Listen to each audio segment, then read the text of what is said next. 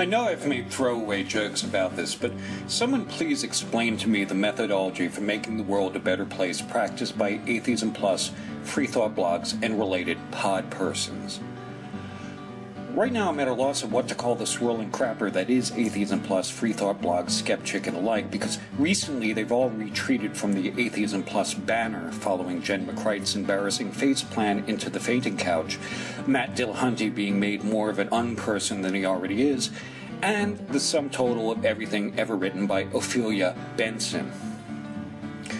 Well, whatever they want to call themselves this week, when did activism consist of ideologically inbred fuckwits like them furiously typing at each other for each other?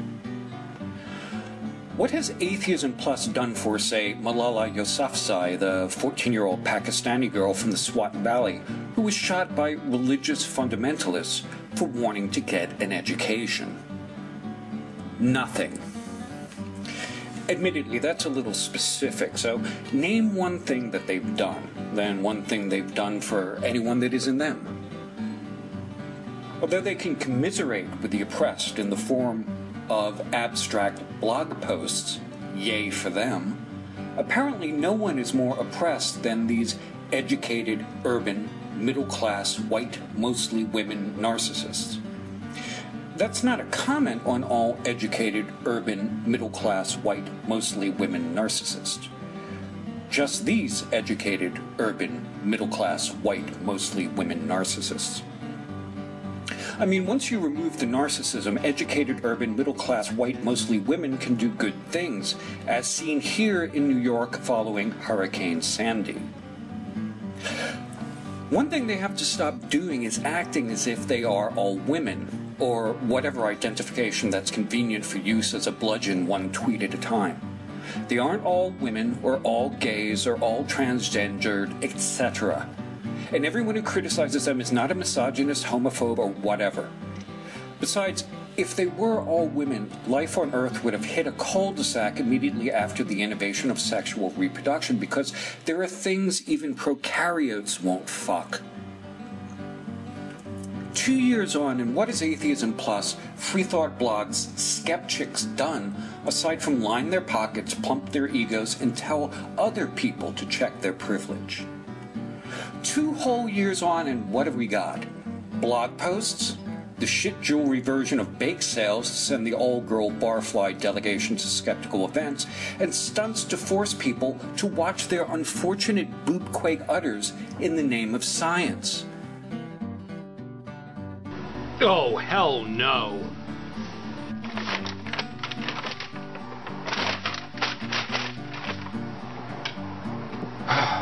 Oh, that's better. They call themselves activists for blogging at other activists and then tweeting about the blogs and blogging about the tweets and posting about all of the above and then adding anyone who looks at it funny to the official enemies list. An attempt, I can only surmise, to reach 100 monkey critical mass that will magically spew out social justice from the internet like jelly beans from the Easter Bunny's ass. Now and then I refer to them as a bunch of typing chimps because superficially they look like a bunch of chimps typing. Where that analogy breaks down is, of course, with actual chimpanzees. With chimps, if one of them has a bright idea, say using a twig to poke some yummy termites out of a mound, that idea will propagate through the group. With Atheism Plus and the like, the first chimp to have a flash of intelligence that puts it above the level of tepid groupthink would be shit-pelted and driven out into exile so the rest of them could get on with the all-important task of sniffing their own asses and fainting out of the tree. If people can call themselves activists and make claim to change the world, then could people who played Wolfenstein 3D on DOS claim back in the day they fought the Nazis? I suspect that this clown, this clown right here, has told more than one impressionable undergraduate that he personally killed Hitler. Eva, auf Wiedersehen. Oh, and I'm not saying P.Z. Myers is any kind of leader of Atheism Plus, just that he's one of the biggest assholes, which, come to think of it, is necessary for a leadership position in Atheism Plus.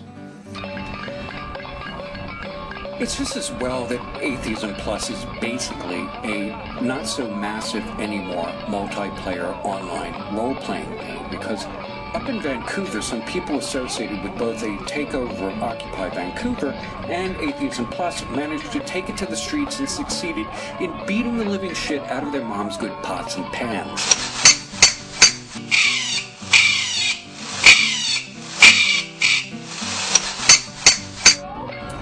Look at these poor half-bored cops. Don't they look like they'd love to get off that detail and slip away to a nice, quiet drug deal gone bad? You see, activism wasn't always like this, with people bringing the revolution by pounding a spackle bucket and chanting, hey, hey, ho, ho, fill in the blank, it's got to go. Until you have no choice but to reach around behind your own head and pull your scalp over your face in a futile effort to block it all out. Okay. No jokes here. Selma, Alabama, 1965. Bloody Sunday. See these people getting bowled over and mowed down by cops on horseback? That's what oppression looks like. And not just when they marched. They lived oppression. They lived under Jim Crow. They sat in the back of the bus. The cops who beat them often wore two hats: law enforcement and invisible empire, which wasn't a contradiction because the oppression wasn't via social convention of someone using the wrong gender-neutral pronoun. Their second-class citizenship was enshrined in law. See this man? He saw all that oppression and faced it with contained anger and quiet dignity. He may have been a martyr, but victim he was not. If he wasn't taken down by an assassin's bullet, the Hoover FBI had a thick file on him to be used in a smear.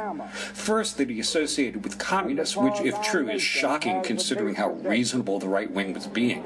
Second, that he engaged in extramarital affairs, which, if true, I truly don't give a shit. But it's fitting that they would try to hang sexual impropriety on a man who presided over the funerals of young black men lynched through merely being accused of looking at a white woman the wrong way. Accusations of sexual impropriety as politics by other means. Hold on to that thought.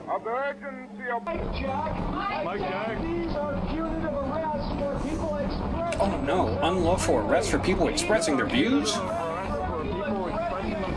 Here's our good friend Sasha Creepy Bittergirl Wiley Shaw lecturing the bored Vancouver police, none of whom have vicious dogs, fire hoses, horses, or for that matter, much of a give-a-fuck, about the Canadian Charter rights and freedoms. You go, Sasha. You tell it to those bored cops. You explain the right to free expression to them like they were 6 years old.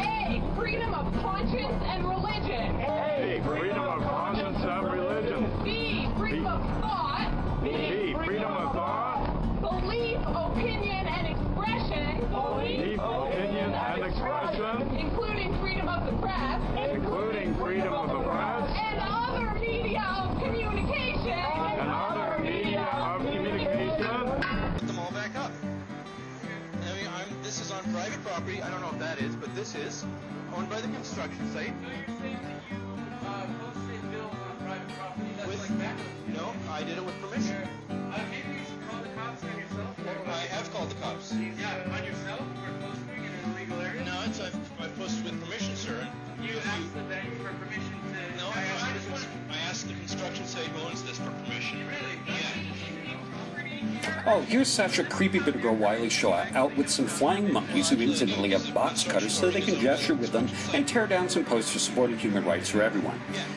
If you look carefully, you can see Sasha using the Canadian Charter Rights and Freedoms to wipe her ass with long language strikes. I have their permission. Everyone Everyone has the following. has the following. Fundamental freedom. Fundamental freedoms. A, freedom of conscience and religion. A, freedom of conscience and religion. B, freedom of thought. B, freedom of thought. Belief, opinion, and expression. Belief, opinion, and expression. Including freedom of the press. Including freedom of the press. And other media of communication. And other media of communication. tie-in between Atheism Plus and Free Thought blogs and what goes on up in Vancouver is interesting because really it's what you'd expect would happen if all the sex-obsessed, women and adult children first, nasty bullying victims were able to pry themselves away from the computer, figure out how to use a doorknob, and practice what they screech in the real world. Here's one of Sasha Wiley Shaw's friends complaining about being slut-shamed and terrorized by the police. I have no fucking clue how the police slut-shamed anyone, and neither does the person holding the sign. It's just one of those things they learn to say because it's sort of a reflex. And of course they are terrorized. They're always terrorized. It's almost as if they use claims of being terrorized, which really is more about their brain state than anything anyone does, as politics by other means. So can you tell us what happened last night here in front of the police station?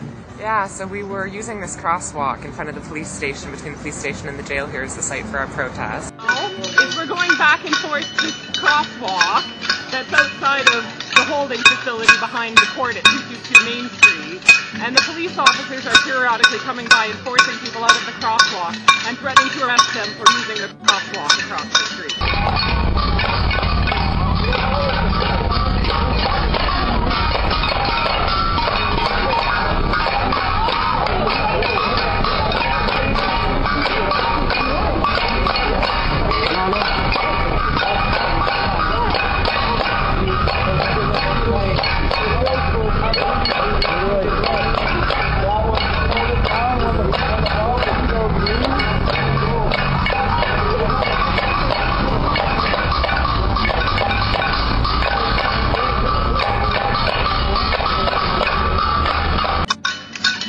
Okay. Thank you. Yeah, absolutely. And I thought at the demonstration we could do some education about charter rights and the way they were being violated. Well, if anyone knows a thing or two about violating charter rights, it would be you, Sasha. Here Sasha is parading her injuries at the hands of the police in an infantile attempt to garner those all-important pity points. However, Sasha had her sprained wrist treated by Occupy medic Matthew, the guy standing behind her. Had she sought actual medical treatment, they could have told her that one of the symptoms of a sprained wrist is not mannequin hand. Look, folks, start with mirroring exercises, maybe a little scene work. Don't just jump right into improvisational victimhood and expect applause from anyone but your mom, who has to clap no matter how much your acting sucks. Now, maybe her excuse for these petty victim theatrics would be that she's fighting the policies of this smug asshole. So what? There's always an asshole. There's this asshole, and we all remember this asshole. What about this asshole? Yeah, it's a cat, but look at it. The cat's an asshole. The end justifies the means because you're fighting the good fight? Yeah, they think that too. That's why they're assholes. Especially the cat who has that look like it just squeezed yesterday's fancy feast into someone's good shoes. Alright, maybe you think I'm being unfair to random cats, so no matter how big an asshole that cat is, it's not nearly the asshole this asshole is. Now, the reason why I showed some footage from the Great Poster Teardown along with a group within Occupy Vancouver is because of the relationship between them. For example, you may remember Seatar here from the Great Poster Teardown. Seatar was one of the people babbling and gesturing the box cutters who then bragged about flipping off John the Other in the Atheism Plus forum. Makes you wonder what they would do if they had any real power. And hold on to that thought as well. Now, I was at Occupy DC, the camp in McPherson Square, not Freedom Plaza. I went there for two reasons. First, by that time I counted the banking crisis and really the election of Barack Obama as yet another great missed opportunity in American history. I brought with me Glenn Greenwald's book, With Liberty and Justice for Some, How the Law is Used to Destroy Equality and Protect the Powerful. After 9/11, there was a huge rise in civic awareness that was utterly squandered by George W. Bush. Then again, no one expected more from George W. Bush. Still, it was disheartening to see how Obama embraced the same Wall Street guys to fix the crisis that created it in the first place, and he seemed more concerned with making sure Goldman Sachs didn't lose a dime throwing good money after bad with AIG than addressing institutionalized fraud and corruption in the banking system and the government itself. The mortgage scandal? Well, hell. Why shouldn't the robo-signing banks keep people's property? After all, they stole it fair and square. Oh, there's that. Also, I have some experience in survival and primitive skills. In winter camping, cold and wet kills. Freezing to death is insidious, and once exposed to cold, real cold, you quickly become too stupid to prevent yourself from freezing to death. I've been there, trying to get a fire going again at 3 o'clock in the morning because I didn't dare fall asleep, even if I could, so I could get something hot in me and realize that with 20 degrees of frost, my canteen had warped into a solid block of ice. The occupied camp in D.C. was the worst of all possible worlds. Cheap Coleman tents and inadequate sleeping bags. Those that didn't have that had tarps and blankets. Most of them were homeless and otherwise displaced people who were already vulnerable.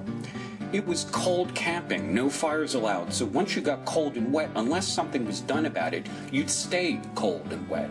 And people who were already sick, malnourished, alcoholic, or even have an abscessed tooth were just that much more vulnerable to the elements. I went there with $100 or so worth of emergency space blankets and ponchos, most of which were quickly misused and discarded. I also went to teach anyone who would listen some basic camp crafts such as knot tying. Here's a taut line hitch, which is useful for tying down and continually adjusting tarps. The attitude of those at least trying to winterize the camp was willful cluelessness, but at least they meant well. Fortunately, the completely clueless weren't the ones in charge. That was left to the con artists. What quickly put me off about occupied DC was the overt class system. You had two sorts of people. Holding down the fort were homeless men who had nowhere else to go. Then you had the activist elite that would blow in, talk useless shit, and tell people to check their privilege, and then fuck off to someone's loft. The hierarchy even expressed itself in how people got gold stars for activism by getting themselves arrested blocking traffic on K Street, which inconvenienced no one actually plotting evil in the buildings on K Street. However, many blows were struck against the tyranny of mothers attempting to pick up their kids from daycare. It was pretty much established that by being a prick, you could get a night in jail and pay a $100 fine. Something the activist elite bragged about, apparently unaware and not giving a shit that a great number of people maintaining the physical presence of the occupied camps didn't have $100 to burn in a meaningless and mostly annoying gesture. As winter approached and everyone who wasn't one of the elite fucking off to places warm and dry was due for a lot of hurt. It then became clear that the most pressing issue was the phenomena now codified as Micro's Law, which states, as any progressive movement grows and achieves success, the probability of it being co-opted by women who want to make it all about their vagina approaches 1. Remember the two-tiered justice system, income inequality, and the banking and mortgage crisis? Maybe you do, but they didn't. The most pressing problem at Occupy in Vancouver, according to articles published by Sacha Wiley-Shaw, is, not surprisingly, misogyny and slut-shaming. Seriously. One homeless guy at Occupy DC got into a snit because he had helped tarp over a bunch of tents, but was now going to be evicted because a group of women decided that this was going to be a women's space. And after he did his part, and thanks so much, his presence was no longer desired. I can only assume he was supposed to throw himself under a nice, warm bus. You probably already know that the more he complained about that injustice, the more he was a threat. That was just one example of what was a form of vaginal eminent domain. Directly behind my tent, women started building on pallets to make another women-friendly structure, but at least they had the decency to directly, loudly, and categorically reject any male help in this enterprise whatsoever, except for some ideologically excusable heavy lifting at the outset. I spent one happy afternoon watching them doing it wrong, which isn't a reflection on the nesting acumen of women in general, just this a lot. And it's sad I have to go out of my way to make that point. I watched them lovingly stuff the spaces between the slats in pallets with crumbled newspaper and whatever else they could find, ostensibly as insulation. As you might imagine, this later gave rise to one of the most thriving rat communities, complete with a rat Montessori school, rat high, and a bingo hall. The end for me was when every suggestion to build a single warm enclosed structure so people could warm up and get hot liquids in them was met with the sort of look a dog gives you when you blame your fart on it. And instead they did things that were questionable from a humanitarian point of view, including the world's smallest herb tea tent, draping a whopping great tarp over the statue of McPherson like they were channeling Christoph, and the People's Pentagon, a structure designed by the Ideological Breakout Committee itself for use as a General Assembly meeting space and to generally piss the authorities off. Some $1,500 went into it, but even on paper, there wasn't $1,500 worth of materials there, which led people to start asking on this and other issues just what the activist elite was doing with the money. Although it's just as well I was done, because it didn't take long for me to decide that rampant corporatism wasn't a bad thing if it meant total suppression of drum circles. Seriously, guys, it's 1 in the morning. Shut the fuck up. Many people have likened Atheism Plus and such with the Stanford prison experiment. I would say it's no longer experimental. Here's how it played out in Vancouver. You know the script. Some guy starts asking too many questions of the activistocrats. Guy gets accused of sexual impropriety and generally scaring the girls. None of this is prosecuted or investigated, of course. He may have been a creepy guy, or the accusations might have all the credibility of one of Rebecca Watson's rape threats. What does happen is some pudgy white guy gets up on his soapbox to lecture the peasants on privilege, and, this is the best part, a group of women form a circle of protection using black flags on closet poles like pikes to make sure pudgy white guy can slander unmolested. Pay close attention. This is what happens when these assholes take their vision of utopia into the real world. Forced a circle of protection to demand that Pearson's absence from Occupy Vancouver or any other social movements within Vancouver. Freedom of thought. Belief, opinion, and expression. Belief, opinion, and expression. Including freedom of the press. Including freedom of the press. And other media of communication. And other media of communication. Now, I was just finishing up this video when some of my fellow slime pitters alerted me to this absolutely delightful exchange between Ophelia Benson and some low-level flying monkeys. You see, there's this asshole who's currently on a whirlwind tour conning people who, at this point, truly deserve to be conned with the same claims of unsourced YouTube meanness, relating rape and death threats in speaking gigs and in print, with all the emotional depth and single-minded purpose of a Martian war machine out for a nice stroll across the countryside.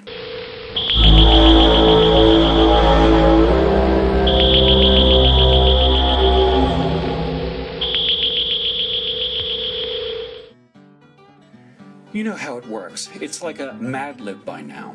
Fill in the name of the critic, put in some vague threat, and add your adverbial feelings to the narrative.